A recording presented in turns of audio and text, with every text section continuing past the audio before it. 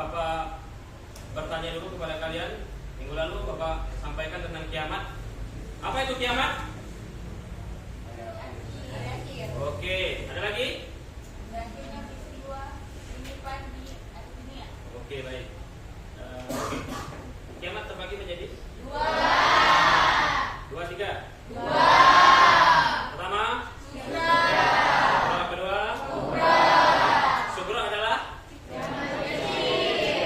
Kubro adalah. Kiamat besar. Oke, baik. Contoh kiamat sugra, kiamat kecil. Oke, gempa bumi, bencana alam. Apalagi? Ditinggal seseorang. Ya, benar kan? Ya, kematian.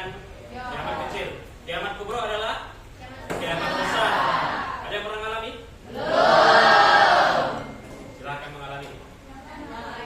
Oke, baik. Itu 2 jenis kiamat, sugro dan kubro. Kiamat kecil itu kalian tahu semua, kiamat yang sering terjadi di lingkungan kita, bencana alam, sakit, meninggal dunia, apalagi hal-hal lain sebagainya. Kiamat kubro itu hancurnya bumi ini seperti tercantum dalam Al-Quran, bahwasannya bumi ini akan hancur, tidak ada satu penghuni pun di hari kiamat nanti.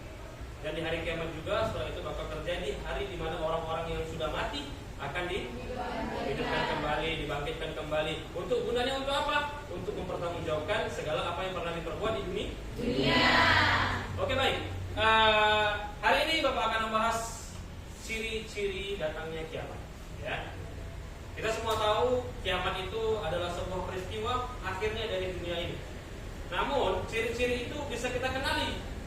Apa saja yang bisa kita kenali saat ini? Yang diantaranya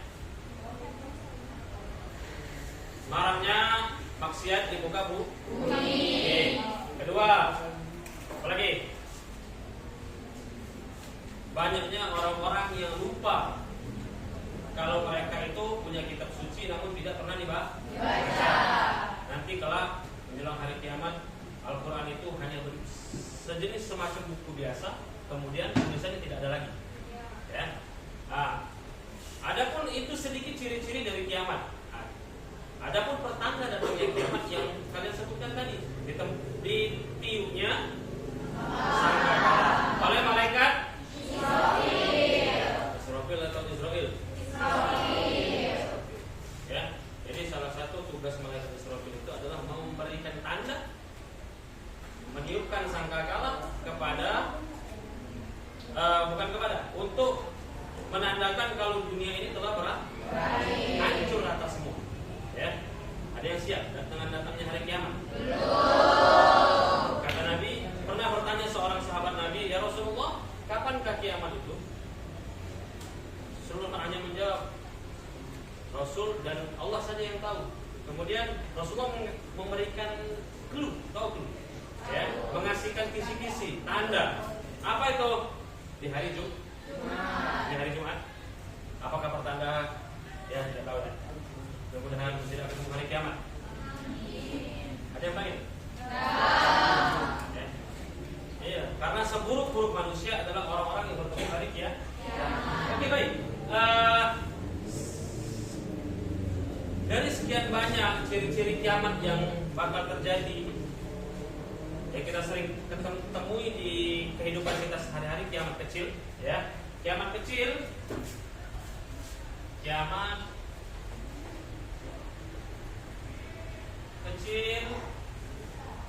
besar,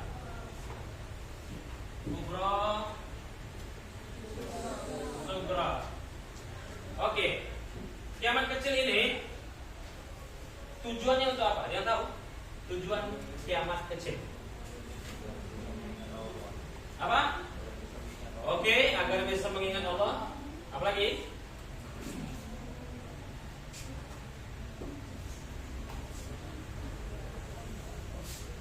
Salah satunya adalah agar manusia berpikir bahwa dunia ini akan hancur. Jadi kita tuh dikasih apa sih kalau film tuh? Bukan.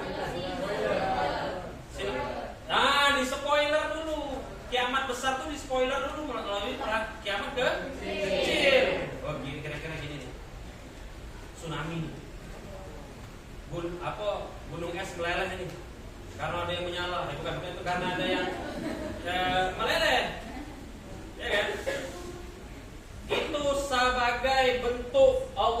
dikasih ultimatum. Nah, ini tanda-tanda kiamat. Tsunami. Siapa orang yang berpikir kalau kiamat itu bakal terjadi? Orang-orang yang tidak beriman berpikir bakal seperti ini saja. Nah, dia tidak tahu. Bila dia lihat, ada yang pernah menyaksikan tsunami? Film ya. Ya, air laut itu seakan-akan dihirup ke tengah, ya kan? Disedot ke tengah laut, kemudian melimpah keluar menuju daratan, menembus siapapun yang ada di depannya. Jadi kiamat itu dikasih tahu oleh Allah Subhanahu wa taala melalui perantara kiamat kan? Ya kan? Nah, kematian salah satu. Kematian kita sering ada yang mungkin kematiannya karena ada keluarga yang meninggal, saudara, teman, sahabat atau tetangga dan lain sebagainya. Itu sebagai pertanda bahwa kiamat nanti semua orang akan meninggal. Ada yang tahu definisi meninggal? Iya benar lah. Berpisahnya antara ruh dengan badan, dengan jasad, itu mati, meninggal, ya kan? Ruh, ada ruh nih, badan nih, dicabut ruhnya, mati kan? Kecuali ya tidak mati semua. Sekalipun itu malaikat pencabutnya nyawa. Satu-satunya orang yang nanti berkeliling dunia mencari makhluk yang masih hidup hanya malaikat Israel pencabut nyawa. Dia datang menemui Allah. Ya Allah, tugasku sudah selesai. Semua orang sudah mencabut semua nyawanya. Tersisa aku, Malik dan Ridwan. Aku itu Israel, Malik malaikat penjaga neraka, Ridwan malaikat penjaga cabut semua kata Allah. Sudah aku cabut ya Allah. Untuk Malik aku cabut, Ridwan aku cabut. Tidak kata lagi Allah. Ada ya, ada wahai Israel. Siapa ya Allah? Kau dewe lah. Akhirnya malaikat Israel alaihissalam dicabut nyawanya dengan zatnya Allah, meninggal dunia. Jadi tidak ada satu makhluk di dunia, di alam semesta ini yang tersisa. Nah, itu nanti kiamat kubro. Semua orang tidak ada yang hidup. Tapi harus kita pahami, balik ke konteks awal bahwa meninggal, mati itu adalah perpisahan antara ruh dengan jasad. Bapak, itu bagaimana Pak? Nanti kalau di surga itu bukan jasad kita. Makanya nanti kan kita sering dengarkan bahwa orang-orang di surga itu umurnya tidak ada yang beda, ya kan? Rata-rata 35 tahun. Dan Rasulullah pun pernah, bukan penesan lah ya istilah kita tuh. Jadi Rasulullah ditanya oleh seorang nenek-nenek, ya Rasulullah, apakah nanti aku ada di surga? Jawab pada Rasulullah, tidak ada wahai nenek. Nangis dia itu, merasa sedih, gak akan di surga. Sampai Rasulullah mengatakan kepada nenek itu, wahai nenek, di surga itu tidak ada orang tua, semuanya rata-rata muda. Muda dalam arti kita tuh ya standar 30 sampai 35 tahun. Jadi itu ya, dan tidak ada lagi kematian setelah itu.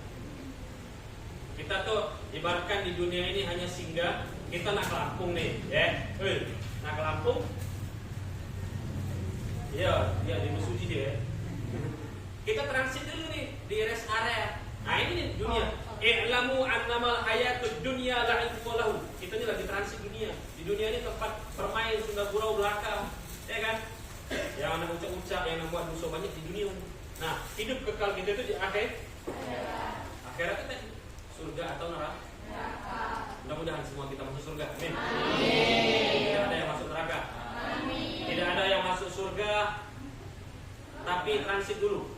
Jadi masuk surga langsung. Amin. Apakah ada Pak orang yang masuk surga transit dulu neraka? Ya ada bagian. Iya, membersihkan dulu. Dibersihkan dulu. Oh, banyak dosa nih makhluk ini. Sampai akhirnya itulah kenapa orang-orang di surga itu semuanya bersih dari dosa. Ya. Mungkin itu segelintir dari Bapak tentang kiamat dan ciri-cirinya, kurang lebih seperti pelajaran minggu lalu yang Bapak sampaikan bahwa kiamat itu terbagi menjadi dua dan beberapa sekali Bapak menjelaskan ciri-cirinya. Mudah-mudahan kalian pahami. Sampai sini tidak ada pertanyaan? Oke, baik. Mudah-mudahan kita dijauhkan dari fitnah-fitnah yang tak baik. Amin. Dijauhkan dari hal-hal yang tak baik. Amin. Dijauhkan dari api nerakanya Allah. Amin. Di hari yang berkah Jumat ini semoga Allah Subhanahu wa taala berikan kita hal-hal yang baik. Amin. Oke, baik, terima kasih. Sampai jumpa di pertemuan minggu depan. Semoga Allah Subhanahu wa taala memberikan kita kesehatan. Amin ya rabbal alamin. Amin. Akhirnya wabillahi taufiq wal hidayah. Wassalamualaikum warahmatullahi wabarakatuh.